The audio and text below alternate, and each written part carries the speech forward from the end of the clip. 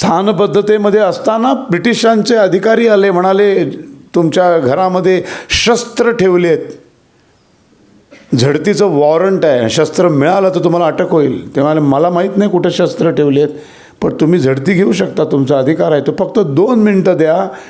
तर तुम्हाला वाटत असेल की या दरवाजापासून मागच्या दरवाजापर्यंत माझं घर आहे, तर नाही, पुढचं अंगण आहे, 1 मिनिट थांबा. आणि बायकोला म्हणाले पटकन जा, 7-12चा उतारा घेऊन ये आणि आपल्या घराचा नकाशा आणि त्यांच्या हातात दे, कुठून कुठं आपल्या घराच्या सीमा आहेत त्यांना कळू दे, काय खोदायचं खोदू दे, बाहेर चटई घाल, अंगणात बसू आपण. सावरकरांची बायको आहे ती. सावरकरांची बायको कशी होती?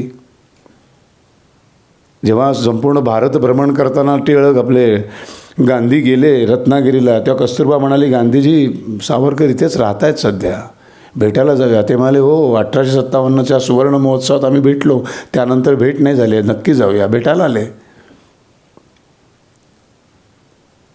ते लोकसभेत अशी जाऊन भेटले, तसलं भेट नाही बरं का,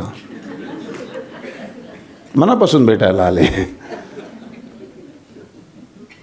आणि मग जाऊन असं डोळा बेळा असलं काही, नंतर काय गांधींनी कोणाला डोळे नाही मारले बाहेर आल्यावर, कसा भेटलो ना सावरकरांना, असलं काही फालतूगिरी केली नाही, मनापासून भेटायला गेले. बरे पटत नव्हतं पण भेटले मनापासून. मला प्रामाणिक माणसं होती सगळी, दोन्ही बाजूची.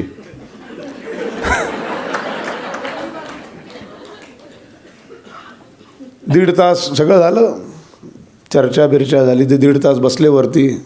शेवटी दोघांचं ध्येय एकच होतं ना, देश स्वतंत्र झाला पाहिजे. एकत्र काही करता येते का? पण नाही. इतका विरोधाभास होता की रेल्वेच्या रुळांसारखे होते दोघंजणं.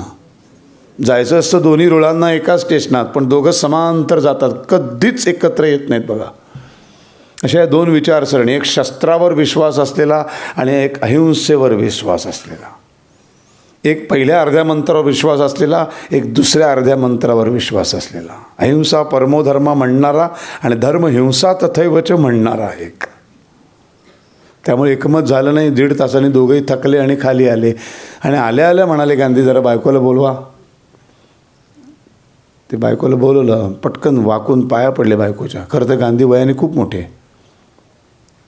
ते म्हणले अहो असं काय माया काय पाया पडताय? ते म्हणले नाही ग, 1.5 तास तुझ्या नवऱ्याबरोबर बसलो, पळून निघालो, तू संसार कसा करतेस? सांगायचा मुद्दा अशी ती बायको. तिला सावरकर म्हणाले हे झडतीचं वॉरंट घेऊन आले, जा आतमध्ये, आपल्या घराचा नकाशा आणि तो 7-12चा उतारा घेऊन ये. सावरकरांची बायको होतं, वरनं ताकबात करणारी. ते काय आमच्यासारखं नव्हतं, काय असल्यावर किती हुशार आहेत ना. पुण्यात मला म्हणून मजा येते भाषण करायला. तर ती जाऊन ते असं पूर्वी माहिती असे मोठी भेंडोळं असायचं ते कागदाचं, तसं ती घेऊन आली, त्यांच्या हातात दिलं, चटई घालून दोघं बसले. म्हणाले करा झडती काय घ्यायची ती. त्याने ते उडून बघितलं तर तो करून सावरकरांच्या बायकोकडे बघत बसला ब्रिटिश अधिकारी. तेव्हा काय झालं, असं का बघताय? नाही म्हणजे हे काय दिलं आहे तुमच्या बायकोने? ते म्हणजे काय दिलंस बघू. बघायला गेले, तो अखंड हिंदुस्थानचा नकाशा, स्वतःच्या घराचा नकाशा म्हणून दिला होता.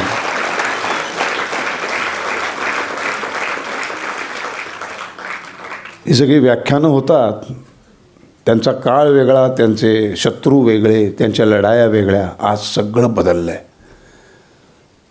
पण काही गोष्टी फार कॉमन आहेत.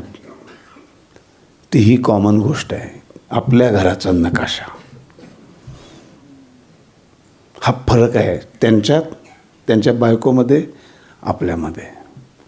आपल्याला विचारलं तुमच्या घराचा नकाशा, 722 स्क्वेअर फीट, 3 BHK, जिथं स्टेट बँक ऑफ इंडियाचं होम लोन संपतं, त्या उंबरठ्याच्या बाहेर आमचं घर नाही. बाहेर कोपऱ्यात थुंका, काय वाटेल ते करा.